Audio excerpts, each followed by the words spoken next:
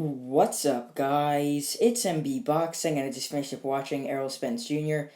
versus Yordenis Ugas, and this was a 12-rounder for the unified WBC, WBA, and IBF welterweight world championship.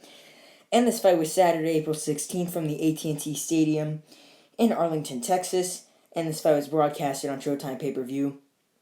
And in this fight, Errol Spence Jr. was able to get a 10th round stoppage win over Yordenis Ugas. So this fight was stopped due to the swelling on Ugas' eye, which ultimately did cause the end to this fight, obviously. So leading up to the stoppage, I actually had this bout scored 87-84 in favor of Errol Spence Jr.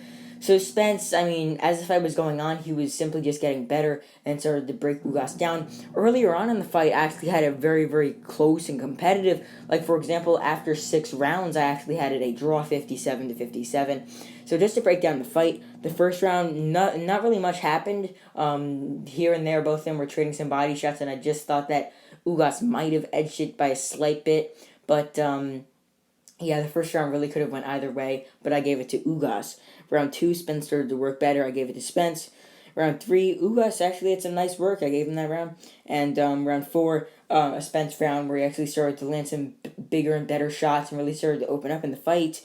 But then after that, 4th and 5th round, it came to the 6th, and that was a huge round for Yordenis Ugas. So it was a very interesting round because at first Spence was hit with an uppercut, and he sort of was wobbled back, and then the mouthpiece fell out, and then it almost looked like the referee was going to step in to stop the action and put the mouthpiece back in of Spence, but then Spence turned his head, and, the old motto is to defend yourself at all times, and he didn't defend himself. He turned his head. Then when he turned it back at Ugas already had a 1-2 coming in, landed a 1-2, and buckled and wobbled Spence really badly into the ropes. And if there was no ropes there, Spence would have been knocked down.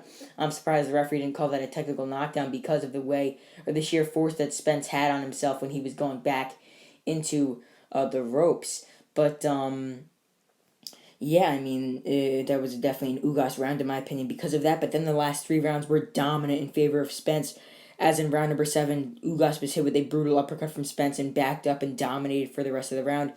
And the 8th round was very similar to that. Same with the 9th. 9th round was a big round for Spence with those uppercuts backing up Ugas. And same with the 10th round. 10th round was even more of that, where Spence was just keeping that swelling on the eye of Ugas and making that worse. As earlier on the swelling started, but as the round started to go on and Spence started to land those uppercuts more clean, the swelling really got worse. And in the 10th round, his eye was clearly shut. And earlier on, the referee did take a look at that, or the doctor did, maybe in round 7. But he was able to continue then, but by round 10, his eye was almost completely swollen shut, and the doctor let the referee know that he couldn't see, and the referee waved it off. So, comment down below your thoughts on the stoppage if you think it was right. I'm sure most people would say so. His eye was almost near shut. But, comment down below your thoughts on Ugas and Spence's performance in this one, and who you think the winner of this fight, obviously being Errol Spence, should get next, and what do you think is next for even Ugas? So that goes into the question, what is next for Errol Spence Jr. here? Getting one of the best wins of his career thus far, and now he's a 3-belt world champion, and holding the WBA, WBC, and IBF titles, defeating Yordenis Ugas by knockout or by stoppage. So in his next fight, I would love to see him face someone in the top 5 or top 10 in the welterweight division. Everyone wants to really see that undisputed title clash against Terrence Crawford, but a lot of people wanted to see that for years, but it hasn't even materialized at all yet. So, hopefully we can get that next, but, I'm not really going to bet on that.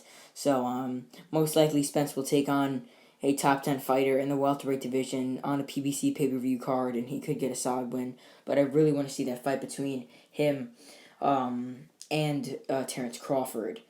But as for Yordenis Ugas here, losing for the 5th time, he's still a top 10 welterweight in the division. Still a very, very solid fighter, although he has 5 losses now.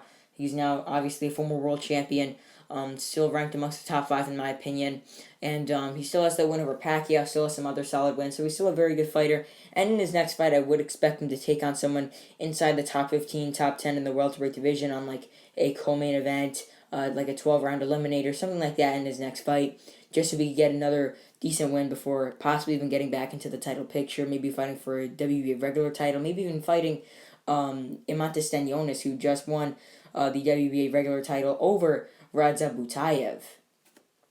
So overall, Errol Spence Jr. defeats Yordenis Ugas by stoppage in the 10th round due to Ugas' swollen eye. And yeah, that's really it. I'm MB Boxing. Thanks for watching, and I'll see you guys later.